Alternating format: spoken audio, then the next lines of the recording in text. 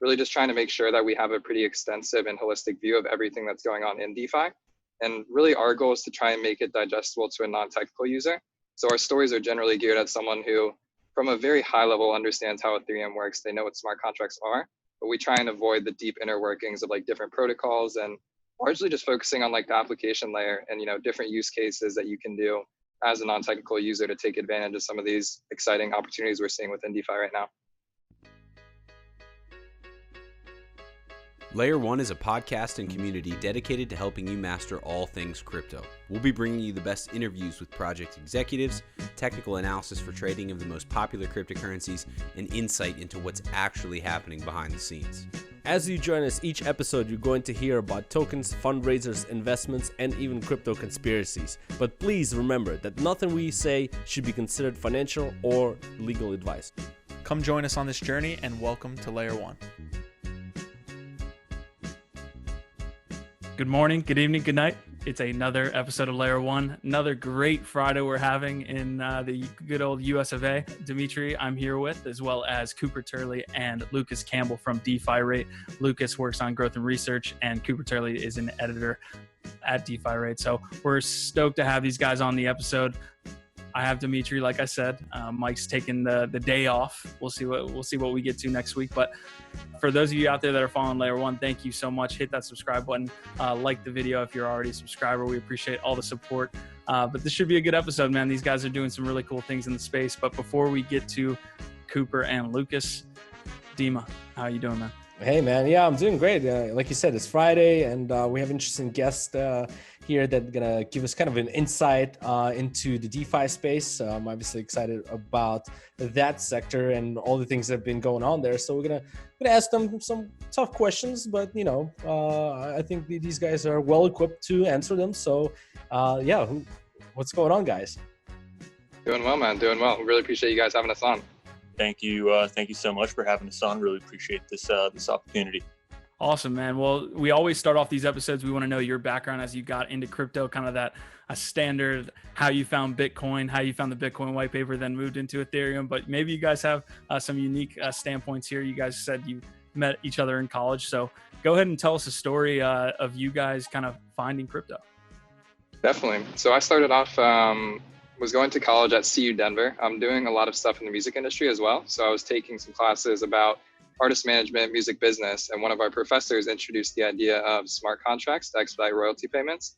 And when I kind of heard about that and saw some of the problems firsthand with music, I got really interested in this technology and what you could do with automation and some different aspects of value transfer. So from there, kind of went down the crypto rabbit hole, started reading a ton of white papers, and that led to an internship for Colorado Blockchain, just doing basic research and analysis.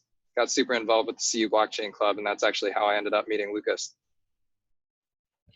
Yeah, so my background, I was going to school at the University of Colorado in Boulder. I was studying economics, so I was just learning a lot about the financial system, just economics in general. So that kind of I already had like that interest embedded in me. But I kind of came across Ethereum around junior, senior year when I saw like just the potential it holds for just disrupting traditional finance and traditional financial markets. So I just kind of fell down that rabbit hole. Immediately saw that there was a CU blockchain club and joined it, met Cooper, and the rest is history from there. Yeah, and Cooper, you mentioned before we started the interview that you got a little bit of a taste of the ICO industry, right? Back in the day when ICOs were around. What were you doing then with the ICOs? What's your experience there? Definitely. So one of the great things about crypto is it's really self-taught. Seeing as it's a nascent industry, anyone can really jump in. And at that point, I didn't have a technical background. I didn't have a financial background. I thought that cryptos were interesting. And I noticed that there was a lot of community and marketing initiatives. So going out of my way and reading a lot of these white papers, I got pretty familiar with, the way that companies were structuring their sales, the things that they were doing to try and drive traffic to them. Just really went out on a limb. I went on AngelList. I went on some of these other job sites and found some projects that were looking for some help. Basically just said, hey, I can help you with your white paper. I can help you figure out how to get good ratings on sites like ICO rating, right? And kind of do like the little things to tick some of the boxes off. And, it was a really interesting experience for me because, while they might not have been the strongest projects, it was fascinating to kind of be on the other side after I had been looking at these ICOs as a participant and someone trying to figure out how to get involved with these projects. And that was a really, really insightful experience, I think. Yeah, when the veil was lifted and you saw on the other side of that, what was the thing that most kind of surprised you as to how these ICOs and how these teams were run as they were like doing their funding rounds? I don't want this to speak for the entire industry because I know there's a lot of legit players, but I think for me it was the lack of understanding that a lot of the early projects we had was. It was pretty obvious that a lot of these players were hearing the word blockchain, hearing the word cryptocurrencies, and immediately trying to throw anything on paper to fundraise. Whereas, that was kind of difficult for me being able to navigate through that. But I think that it kind of gave me some confidence too, because I recognize, I'm pretty young and these people are all coming to me for advice. So I think that means that I'm doing something good in my research, that there's actually demand there. Interesting. Yeah. And Lucas, I want to kind of throw this your way. I've met a lot of people and now in the industry that are from CU or from that Colorado area, that Denver area. It seems to be like a really hot area for crypto, maybe the Ethereum community specifically. What is the atmosphere like at CU? Is there like a big kind of knowledgeable, I guess student base that knows about crypto and knows about blockchain? Yeah. So I think when I joined, it was like kind of the peak of the bubble in January. So like that first meeting that I went to, we were literally packed with probably close to 100 kids. And so that was just kind of, really eye opening. And it was really funny because like kind of as the bear market happened, the meetings week after week got smaller and smaller. And it ended up just being like a core group of guys. But generally like the Denver, the Boulder, the CU kind of blockchain industry or blockchain space is super interesting. Everyone's super involved. Like there's so many projects out there that are based in Boulder or in Denver, and obviously you have ETH Denver every year. So it's just a really a great environment to be in. Yeah, and if I could add on to that quick, I know for me, I was in those meetings too, going to a lot of that stuff, and as Lucas alluded to, pretty much everyone at the beginning was just there being like, what coin do I buy? How do I make a lot of money off this? And as I was starting to sort of work for some of these projects, I came to the club and was like, yo, I want some of you guys to help me out, some of you to take some of the reins here. And Lucas, out of anyone on the club, really stepped up. And while there wasn't a lot of money on the table, quite frankly, he just showed me some drive to be able to go out and do this work and sort of take a chance on working in this industry when many others were either scared or solely just looking to speculate. So I think that's definitely worth noting for sure.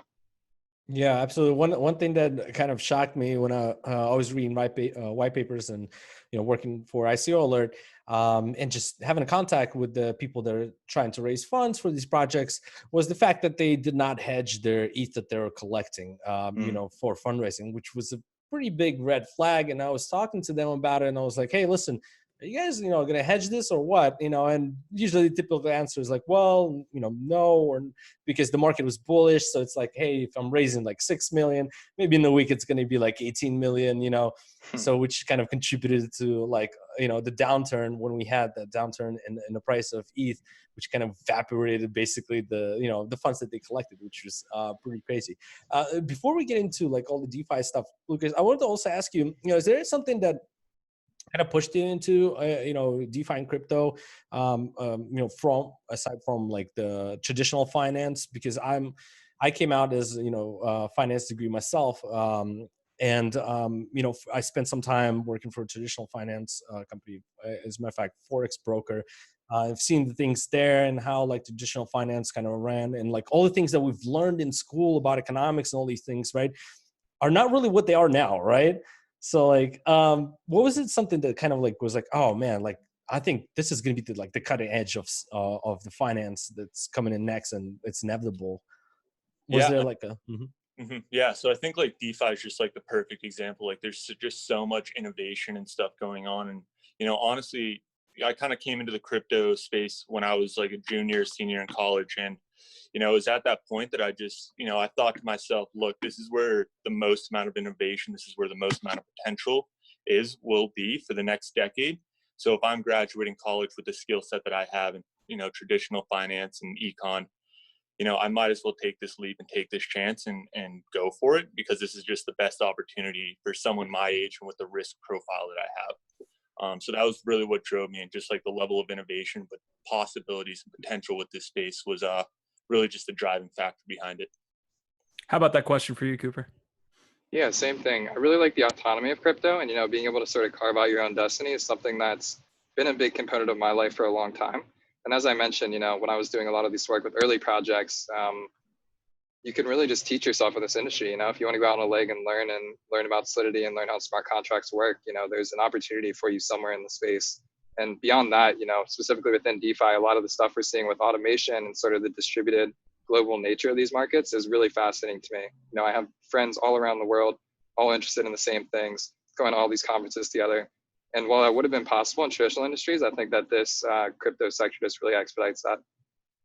Yeah, we had Alex Massamedge on, who did the Alex token ICO recently. I'm sure you guys cross paths, having, I'm sure you guys are in the meta cartel and things like that. So one of the things he was saying was that he was trying to get into AI right out of college, and the barrier to entry was just so high that like there was no way that he could, somehow get into that industry. So obviously crypto, like you said, works out for people who are trying to get in at an early stage. So we kind of run up to DeFi Rate here and what you guys are doing in the DeFi space. So kind of for those people who don't know, what do you guys do at DeFi Rate? I know there's a ton of information on that page and kind of a news that you guys are aggregating. So what are you guys doing at DeFi Rate now, and what do you hope to do there in the future?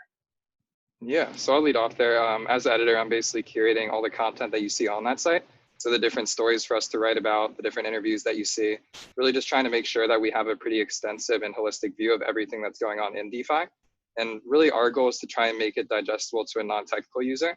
So our stories are generally geared at someone who, from a very high level, understands how Ethereum works. They know what smart contracts are, but we try and avoid the deep inner workings of like different protocols, and largely just focusing on like the application layer and, different use cases that you can do as a non-technical user to take advantage of some of these exciting opportunities we're seeing within DeFi right now. Yeah, and I think like looking at, the roadmap ahead, I think for us, one of the biggest things that we've been kind of pushing for in recent weeks is governance. And we just think that that's a huge trend, or at least a huge emerging trend in DeFi right now, is governance over these protocols. So that's something that we're just looking to capitalize on in the next, few months to few years here. And there's just like a lot of opportunity in the DeFi governance sector right now. I saw on your website, you guys have like a DeFi weekly letter that you put out on a blog post, which is pretty good for those that are trying to keep, up to date of what's going on in DeFi. You can sign up for updates there on their website. And, like Cooper mentioned, they're, it's pretty friendly when it comes to explaining things to a non-technical person. So yeah, we're seeing this emergence of like governance and all these DAOs and so on DeFi projects, they're kind of like the foundations are taking a little bit of a step back, especially of the things that kind of would happen recently in DeFi space with the Black Thursday, right? There was crazy things going on there, and we tend to see actually foundations step away from, let's say, projects and back in ICOs, and they create DAOs and so on, when they want to like kind of take the back seat and let the community kind of work things out and fix things going forward, where the foundation would not be like taking a single blame for maybe a structural issue or some exploits or things like that. What do you guys see like, this trend emerging? Is it, in general, is that a positive thing for DeFi, or should we have foundations that are kind of responsible for these things? Or maybe the governance, the DAO, might be like split, and it's hard for the people to make decisions quickly to maybe, to implement certain changes, that are necessary if things are going like crazy. What are your thoughts overall on emergence of these DAOs on DeFi? I would say, to your first point, having a foundation is extremely necessary and very crucial for these projects. And one of the good things about projects like Compound is that they've actually developed the community first before just coming out of the gate and trying to make a DAO when people haven't used the product, they're not familiar with it, and largely just trying to align incentives based on like true belief in the platform rather than the speculatory nature of that platform, which is something that really went wrong with a lot of ICOs, as people were just blindly following a project because they hoped that their coin would go up to 10x or 100x. Whereas with a lot of these DeFi governance platforms, we're seeing people come in and actually govern them based on sole interest in the protocol and sort of the future value add that it has. And a lot of the times, not even on a speculatory basis. Nice. Yeah, I mean, I absolutely agree with that. Seeing seeing that difference between the ICOs and the speculation and and the DAOs, how they're performing here, coming out in DeFi. So overall, right now, where is DeFi? In terms of recouping from the Black Thursday that we had, right? Are we bouncing back? Are we fixing things that went wrong? There was a lot of price of front running, Oracle's issues, all those things. And I'm glad you brought a Compound, because there's news that came out from Coinbase, which owns a stake of them, that they introduced a new Oracle for pricing, which should be kind of fixing certain issues with the oracles there. What do you guys think right now as far as the DeFi goes? Are we recovered from the Black Thursday? Or do we have safety switches in place right now, or are we still kind of working towards it at the moment?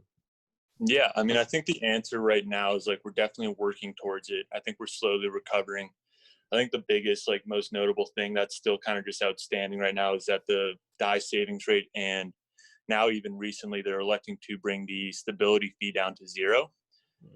This is largely due because the DAI's peg is currently sitting idle off of $1. So they're still trying to fix that, and the fact that the DSR and the stability fee are at 0%, definitely making some things problematic in third party lending markets right now. So we're on the road to recovery. I don't think we're necessarily entirely there yet, but making progress for sure. Yeah, and I'd say Lucas has done a lot of reporting on DAI as sort of the risk-free rate for all of DeFi.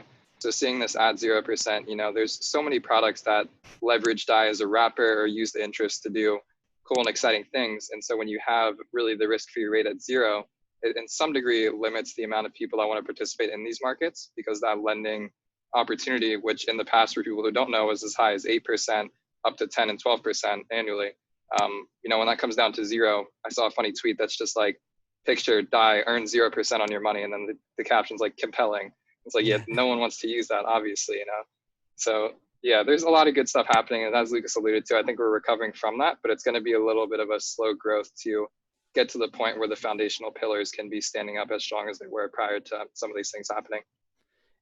Yeah, I feel like the main argument against DeFi has to center around the already centralized solutions that exist, right? Someone's saying well, why does DeFi exist when there's a lot of really good centralized services that offer the same exact thing without all the risk? So to someone like that, what would you say? I would say it's the custodial nature of things. So using a good example, we have BlockFi, which is probably the biggest centralized lending provider, and they currently have the highest rates on the market in terms of APR. But to a lot of people in this space, the custodial nature of owning your own crypto and being the one responsible for what happens to that is very important. And especially with solutions coming out with Nexus Mutual, where you can insure that capital against smart contract risk, you don't really have that same opportunity on a centralized provider. So for a lot of people, I think it's, first and foremost, the opportunity to take control of your own assets, but then the composable nature of DeFi, or being able to tie a lot of these products together and do a lot of stuff from one wallet, is something that to me is probably the coolest part about all of Ethereum right now. What are some features within DeFi that maybe we don't know about? From a high level, I'd say just having one login to access every one of your accounts. From a usability standpoint, that's super powerful to me. So I play games on Ethereum, I use DeFi, I do a bunch of stuff with DAOs, and just having one central access point to that is really fascinating. But then there's also stuff like asset management, right? So if I'm holding crypto and I don't want to have to worry about selling every time the market changes, there's products like Set Protocol, where you can basically have automated trading strategies. You leave your assets in an ERC20 token, and it does all of the trading behind the scenes for you, all in a non-custodial manner. So the risk of anything happening to that, or that coin going to 0, is basically 0. Oh, wow. Yeah. Now you're talking about language about automated trading. That's definitely fascinating. So that's also ran automatically, right, by a smart contract, right? That algo's developed, and you can basically lock it up, and it continues to trade. While it's locked up, is there, any penalties in terms of getting out of or turning that off? Let's say it goes crazy, let's say we experience some ridiculous volatility. We see algos tend to not perform well during that time. So in that scenario, do users have control over, disabling maybe the automation for the time being? Yeah, so that specific example with Set Protocol, I think one of the great things about their automated trading strategy is the rebalances happen automatically. So it's not like there's a switch of that happening. You know, it's based on technical indicators like RSI, moving averages. And to a lot of people, that's kind of a safe haven because you don't have to worry about any third party making that change. As far as like kind of what happens in the worst case scenario, I think that it's kind of hard to tell right now because something like SET has performed historically well in those very volatile markets, basically capturing those rebalances and recognizing when something is going to hit the fan, sort of mitigating it. But then in other scenarios, you know, we've seen projects like DYDX, right, which is a decentralized exchange. They basically just had to turn off their order book and just be like, yo, we need to stop this right now. And that obviously raises flags, right? Because people are like, how can you turn off an order book if this is a decentralized thing? So that's the one area where decentralization lies on a spectrum. And we're still trying to figure out where that touting point is for what's a truly DeFi product. In your mind, what actually is that answer then? So if you're trying to work through it on a spectrum and saying what is decentralized, what's not, what would you say to like a user that's using DYDX? Well, is this decentralized? Is it not? What is kind of the definition that works in your mind? Definitely. I would love Lucas to answer this one after, but for me, it's definitely the automated and non-custodial nature of things. So can you move your funds and withdraw them at any time to your choosing and making sure there's no delay in doing so? So if I can automatically go into something and either trade my funds without them leaving my wallet, or if I'm depositing into a smart contract, taking that out at my choosing, that's probably the biggest thing. You know, if someone has to do something for me to use my money, I think that's where we start catering into that, you know, centralized land. Yeah, and I think like really the teetering or like that threshold is whether or not the core team has an admin key to the protocol and whether or not they can shut that off. And it doesn't necessarily mean that that's a bad thing. Like there's so much benefit in these core teams having the admin keys and being able to, you know, instantiate or start these emergency shutdowns.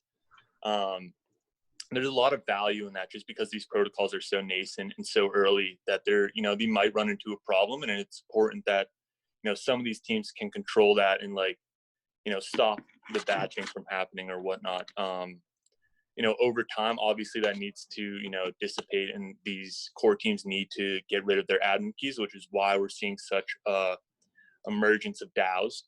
That's usually been kind of the go-to for a lot of these token projects is, you know, okay, we have admin keys, but let's transfer them over to a decentralized autonomous organization. And we saw that actually with Maker a couple of weeks ago. So I would say like the key factor is whether or not the team has administrative control over the protocol. Interesting. I want to talk about these DAO funds because it really strikes me as like one of the things that just hits you and it makes sense, right? Like NFTs really kind of hit me and been like, oh, I could digitally own something very like unique, or it's digitally identifiable as unique. So these like socialized liquidity pools, I think that's the term that's being thrown around within these DAOs, are something that's real interesting to me because what you can basically have is guilds centered around this social, pool that's handled by smart contract. What are your thoughts on these DAO pools and where could they go for people in the future? I know we're getting like farther out here, but I think there's some potential here in these pools that, you know, even in like local communities, you could have your own pool and do really cool things locally with these pools. Definitely. I'd say for me, it's just the trustless skin in the game, right? So if someone's putting money into a pool where everyone has to agree on how that's spent, that's drastically different from giving one person all the money and relying on them to distribute that for you. So namely, as you said, with smart contracts, all that voting happens on chain. And the only way to get funds out of the DAO is if there's an agreement or consensus among all the people in that group. So, you know, the power of that is pretty endless. That could be anything from as small as, you know, starting a community garden, figuring out what you want to plant and the equipment you want to buy, to something like we're seeing on these DeFi scales where you're governing billion-dollar protocols and the different ways that they work. And just sort of distributing that power and giving everyone a voice, I think, is one of the most powerful things about that. Gotcha. So regulation, let's talk about how things happen in the US. We're talking DeFi. The question had to come up. Is it possible on like a mass scale to have all of these different pools of you know, liquidity and money without the government getting involved and saying, hey, what the hell is going on here? I think that there's definitely a tipping point. You know, one of the interesting things is we just saw the launch of the DAO, which is the first like legally compliant DAO. They're specifically for profit. And right now, the reason why DAOs have sort of gone, I don't want to say under the radar, but the reason that they're kosher, for lack of a better term, is because they're all grant giving, right? There's no expectation of profit. And for a lot of these DAOs, you know, when you put money in, you're basically altruistically saying, I want to solve a common goal and use my funds to do so. Now that we're starting to trend into more of that for-profit territory, there are some projects that I'm aware of spinning up to help with that legal framework. But up until now, that's been one of the different things between DAOs and ICOs, is that there's not that immediate speculation aspect that sets off the red flags for regulators to come in and wreak havoc, for lack of a better term. Yeah, and on top of that, I think the regulators tend to come in when things go really bad and hurts like a lot of people. And we really haven't seen that, since the Black Thursday. So, might be in the clear there. But if we can self-govern in the right way, I think there would be no need for regulators to come in. I guess the only thing that would kind of pique their interest is just the KYC aspect of it, right? Which is quite a big one. But so in regards to, you mentioned some things that you should look at in terms of full decentralization for DeFi project. How, if somebody is looking to, let's say, participate with a given project with the platform, what are some of the other things that they should look for to make sure that they do their diligence in deciding that they want to work with them, if they're legitimate or not, if that platform is not gonna do them wrong, basically. Yeah, so I think like specifically in the lending market, Consent CodeFi actually has a really awesome tool called DeFi Score. And essentially what they do is that they score like the risk levels for all of these major lending protocols, like 0 through 10. So using that as like a base reference, I think is a really good tool just for assessing the risk and, whether or not you want to trust this protocol with your deposit, with your money. So Consensus CodeFi, shout out to them. They've been killing it with this tool called DeFi Score. Do you know anything about how it's done? Is it like just experts that are doing it, or is there mathematically based there as far as the ratings go? Yeah, so I think, go ahead, Coop. A lot of that's pulled on chain. It's just metrics that are coming from the lending protocols themselves. But I know that there's a variety of different factors that work into it. And specifically the guys at Consensus working on it, are just trying to build out a more diverse nature of these things. So for example, one thing that Lucas was going to touch on, I believe, was lending rates are very diverse across a lot of these protocols. And when you see like super high lending rates, that's kind of a red flag to a degree. And interestingly enough, when you go and look at the risk score with some of these projects, typically the ones that have the highest lending rates are also the ones that have the highest risk score. And the aspects that DeFi Score uses and the new product Inspect is like Lucas touched on before, those admin keys and when have any changes been made to those admin keys, what's the number of audits that project has had on their smart contracts, what's the amount of capital that's gone through that, what's the last time since anything's been hacked or changed. And sort of as you put those features together, you can kind of get a holistic picture of, has this been running really smoothly for a long time? And have we noticed that there's not a lot of sketchy activity under the hood that gives us confidence that things are going well? Interesting. So we've seen obviously users pick up. We've seen the amount of capital within DeFi pick up. What is the VC interest like in the space? And did that kind of get hurt by Black Thursday, like Dimitri was talking about? What is that VC funding happening within DeFi right now? What is it increasing? Is it decreasing because of that event? Yeah, I think since Black Thursday is probably a little bit too small of a time scale. I think that DeFi or VCs have been interested in DeFi for a while. And in particular, we've seen a lot of equity deals, which is pretty interesting. So for example, Compound doesn't have a native token. DYDX doesn't have a native token. Uniswap doesn't have a native token. And all these are VC funded, but the ways that they're entering the space now is coming in from a different nature of just buying a bunch of tokens in a pre-sale and, maybe dumping on the audience later. I think that we're seeing some more legacy systems play out. And then specifically in the case of those projects I mentioned, they might introduce a token at a later point in time, which allows them to get some of that same benefits with sort of the added comfort and security that, they're working with a familiar framework. Interesting. I wonder what you guys think about Alex's raise that he held, I think this past month, as well as that UMA protocol that went live on Uniswap. I wonder what you guys think about those two events. Yeah, so I'll start with Alex and I'll let Lucas talk on UMA because both of us were both there when it happened, which was pretty exciting. First of all, Alex is a really great guy. He's someone I've gotten to know pretty well at Metacartel. And I think the thing about him is he's really on the forefront of just pushing the envelope on what crypto can be used for. So before his token sale, he was one of the very first people to do a personal token.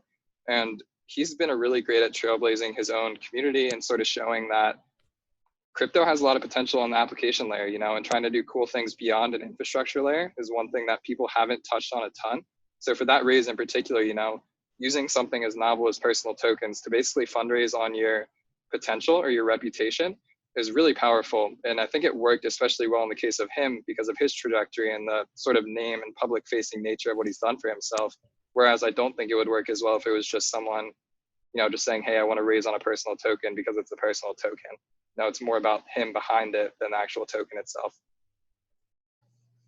Yeah, and then I guess on the UMA front, so if you're not familiar with UMA, they're essentially like a derivatives protocol allowing developers to build any sort of synthetic asset.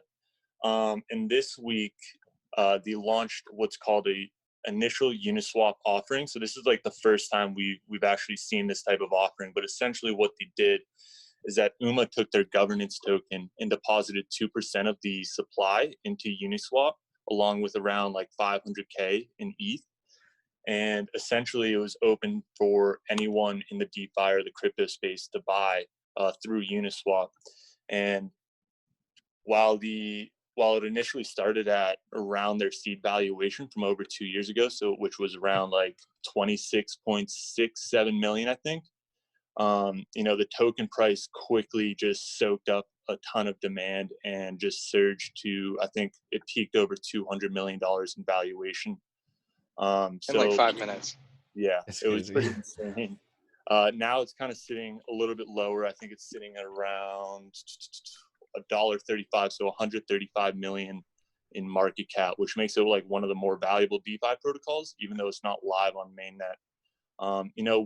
With that said, I think the driving takeaway here was just like the innovation that the capitalized on with Uniswap and launching a permissionless offering for anyone to participate in.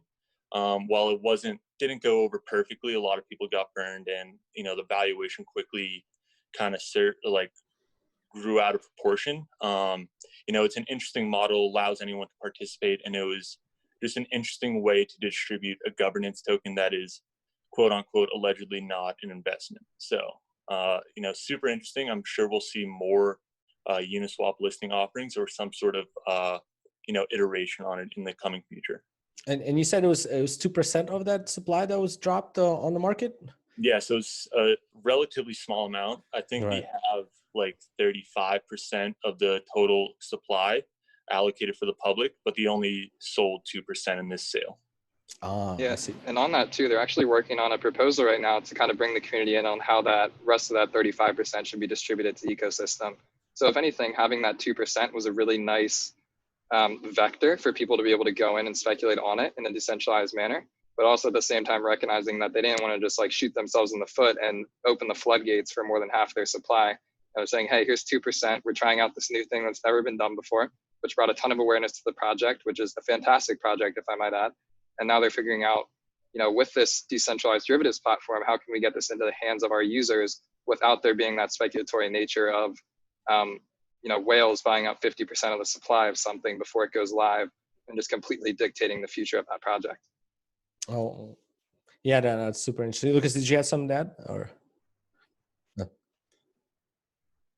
Gotcha. Yeah, it's always you have to have a balance of speculators, right? Speculators are not bad, right? Let's be honest. They're good, but obviously, if you have it just pure speculators, then that can be reflected negatively on the token price or on the project and so on. So it's always good to keep that balance. And I like the way they did it by doing just the 2% right now, and looks like things are working out. What do you guys? I want to ask you, what do you guys see overall, kind of on a macro level, in terms of who is borrowing right now? Right now we see that USDC picked up, and as far as the open interest goes, a lot of people are kind of flocking to the dollar because the economic slowdown is happening. Dollar is gaining strength, so everybody's trying to keep dollars in, and we know that in traditional finance, interest rates are like non-existent. So right now in DeFi, or in CeFi, you can get like pretty juicy interest rates on lending. which should attract a lot of people to lend the dollar that they're buying, they're sitting on. But who's borrowing on the other side? Is anybody really borrowing dollars right now at the moment? Yeah, so I think like the primary reason anyone would be borrowing, especially like in the over collateralized nature that DeFi has, is essentially to be accessing leverage. Like it sounds like people are very bullish in the long term in this space. So I can deposit my Ether on Compound, take out a DAO loan, and then buy more Ether. So I think that's really the driving reason behind, a lot of the borrowing activity today is DeFi users getting access to leverage and going long on the space. Gotcha. And I'd say, oh, sorry, go ahead, Cooper. one of the other things that's been new recently, there's a project called Atomic Loans, which launched pretty recently. And basically they allow you to deposit your Bitcoin and get a USD loan out. And in that specific example, there's plenty of people who have been in this space for an incredibly long time. They might've made a lot of money off of their Bitcoin, but they don't want to sell that to be able to use it in the traditional world. So something like that allows you to know that Bitcoin's going to be there in the long term after, the halving happens and after all this stuff goes on, then also giving you some tangible US dollars to be able to spend in the real world. Gotcha. And then what do you guys think of miners, coming into the halving? Do you think there might be some demand for them, to borrow cash using their BTC that they're holding, or hedging out the risk there? What do you see with the halving event coming up as far as the risk factor for the miners and how that might impact the DeFi or CeFi? Yeah, so there's definitely a lot bigger trend of Bitcoin coming into DeFi, which it's kind of untold how it's going to work. But I know that across the board, people are thinking with Bitcoin borrowing and lending becoming more of a trend that should expand the market cap of DeFi. Specifically to the miners, I think that everyone's been preparing and looking forward to this for a long time. And especially with things like Ethereum going to proof of stake now, I think we're starting to enter a time when Bitcoin's store of value proposition is becoming as strong as ever, where miners are simply just accumulating Bitcoin because it's a good long-term investment. If they want to go out of their way and start doing more with their crypto beyond using it as an investment, I think that's where that bridge to bring Bitcoin into DeFi is becoming more important. Yeah, we touched on this a little bit, but I did want to talk about some other edge use cases for DeFi. Dimitri always talks about kind of like the boots on the ground on and off ramps in different countries as far as crypto adoption goes. Is there like a potential use case here when maybe a country like Russia or some other countries that have like really centralized control of their population? Is there like an edge use case here for DeFi to be that on and off ramp, or is that maybe just like too pie in the sky? I don't think that we've seen like a truly decentralized on-ramp, which is really interesting because right now you kind of have to go through someone who's working closely with regulators and banks to allow it to happen. And I know that's personally something that I've been looking for a long time is how do you get into, say, DAI or USDC with your dollars without there being a lot of monitoring from that local government? And I think that's important, right? We don't want people to come in that have bad money and that are doing anti-money laundering and stuff like that. But in some cases, it is somewhat annoying that we've seen a lot of examples of people trying to get into crypto and their banks are telling them they can't do that because the bank themselves doesn't like crypto. And I think in 5 years, hopefully we'll be able to see a little bit more ability to freely spend and do with your money what you choose and want to. Gotcha. And then I had one more question that was related to kind of the Uniswap stuff, Lucas. As far as like somebody taking the other end of that, kind of the devil's advocate, you talked about valuations before mainnet going live. It sounds a lot like ICOs, right? It sounds like some things that were like part of IEOs where the exchange might have a certain amount of tokens and they're incentivized to really push this thing and stuff just gets out of control really quickly. Obviously, someone can see the use case of an ICO or an IEO, but people are going to take advantage. So for like a definition perspective or like somebody who's obviously in this space, how is this new kind of DeFi offering different than maybe an IEO or an ICO? Yeah, I think that's a really good question. I mean, I don't think there's necessarily like a huge profit factor. I think rather than a token sale, you might want to call it like a token distribution event where capital is like the allows you to access the distribution event, right? So it's not necessarily a token sale. Like I don't know how much the Risk Labs Foundation made from launching the token distribution event, but in my mind, I think UMA approached it as like, hey, we want to give DeFi users with capital the ability to access and earn our governance tokens. So I think that was really the motivation behind it, and really how I would frame other similar offerings. Yeah, and I think to add on to that, with Uniswap, for people who don't know, you need to put 50% Ether in as well as 50% of the other token. So as Lucas mentioned, UMA had to deposit $500,000 of Ether on their end to be able to facilitate this offering for 2% of their supply, right? I think that's drastically different from 2017 ICOs where there was really no accountability on the project side. You know, they're just getting a ton of capital in and giving out money that they minted out of thin air. You know, having that sort of accountability on UMA's side definitely makes them a little bit more aligned to make sure they're doing everything properly and in strategic fashion. Nice.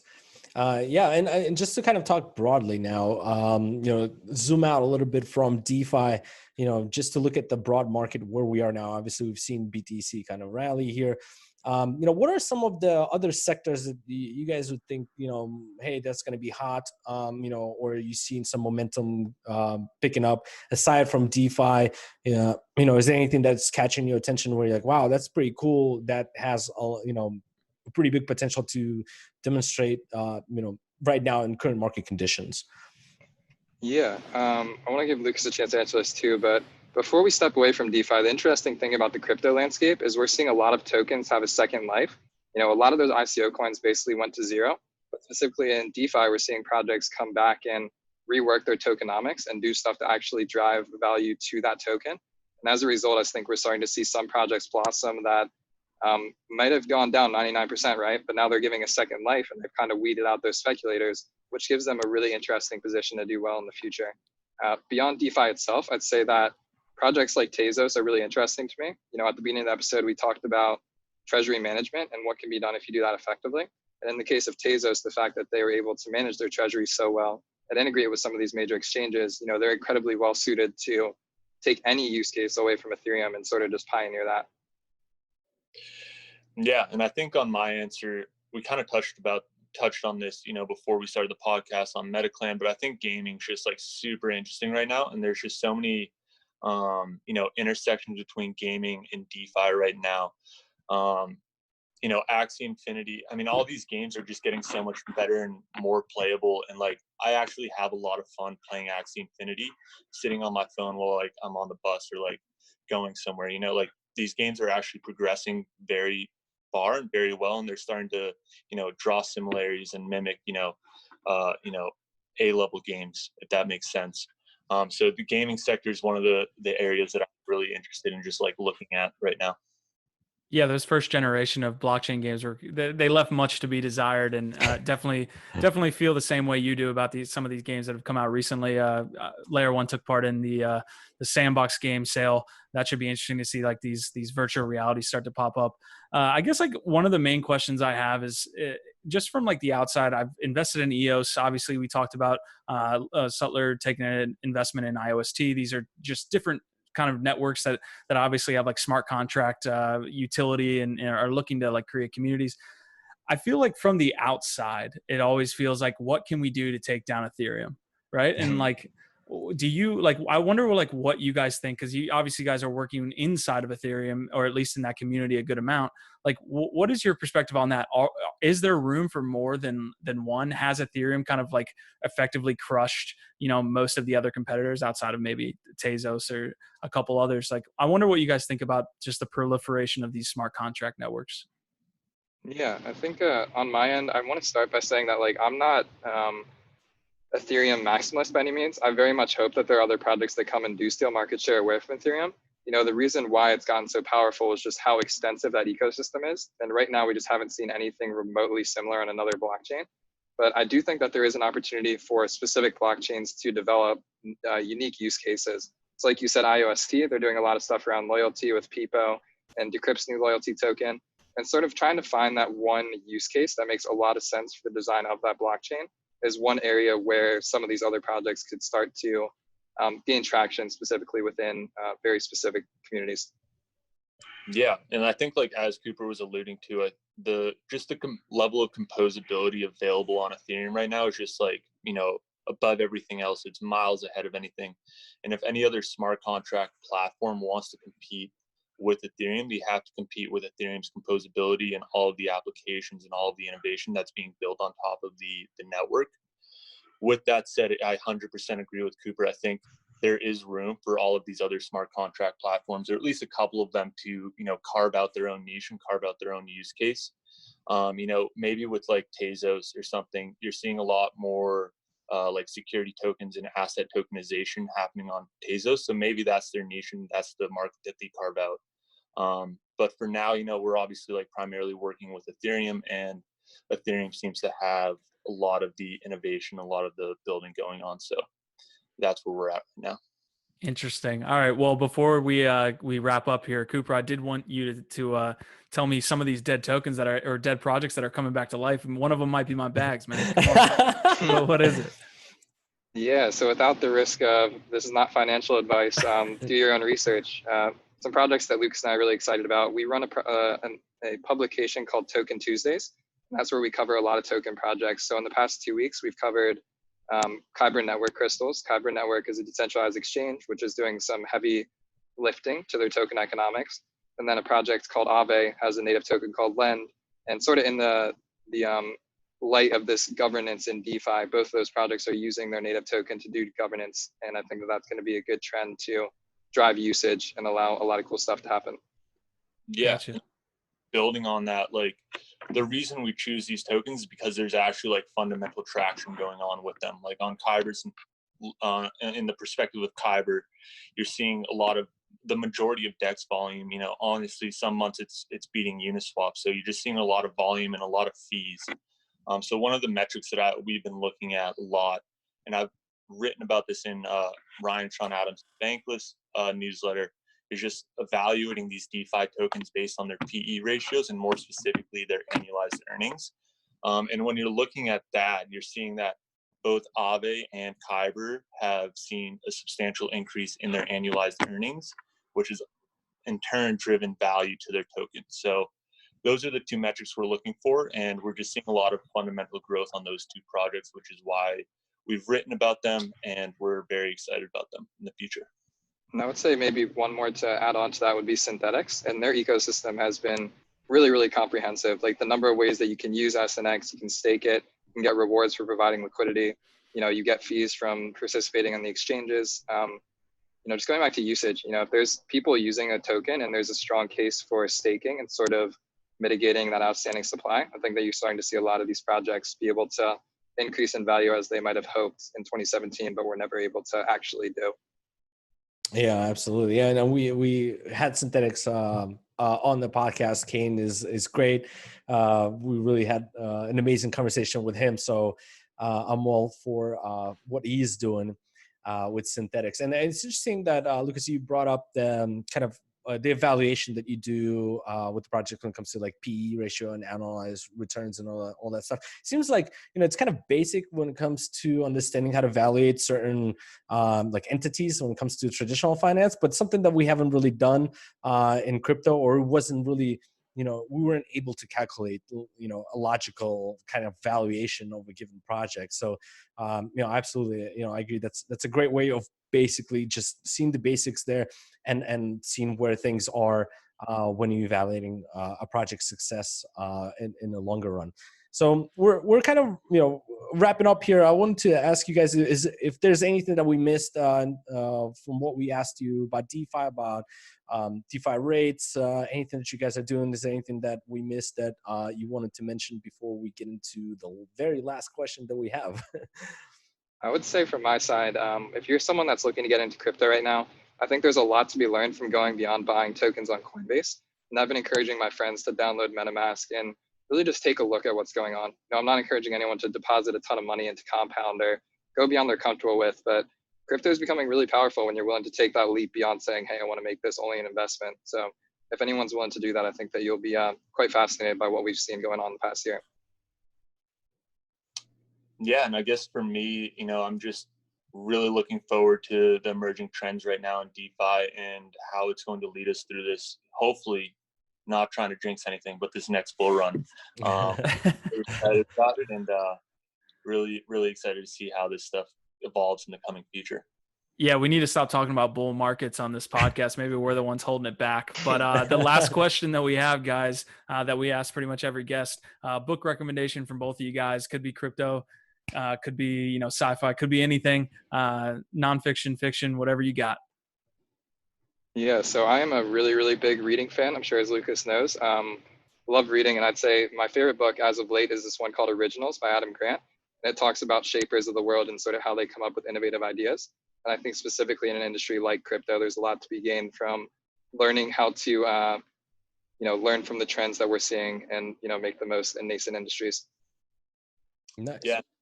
For me, I think my favorite book that I've read in recent months has been Sovereign Individual. I think Vitalik Buterin just did like a tweet thread on this, but it's pretty crazy. Like the similarities or the things that they can predict in 1998 or whenever that book was published, because you're reading it in 2020 and you're like, holy shit, like this. So that's definitely one of my favorite books that I've read recently, especially like in the lens of learning about crypto and decentralized networks. Awesome, guys. Those are great recommendations. We're going to have you guys back for sure in like the next 3-4 months, see what's up with DeFi. Hopefully we can, continue the innovation that we see happening, not only within DeFi, but within the broader Ethereum space, broader crypto space. The last thing, drop the links as far as where they can find you or where viewers and listeners can find you, as well as DeFi Rate. Yeah, so I think everyone just on Twitter, that's all I was going to say. Koopa Troopa for me on Twitter, and Lucas. OX_Lucas on Twitter, and then you can follow us on DeFi Rate at DeFi Rate on Twitter.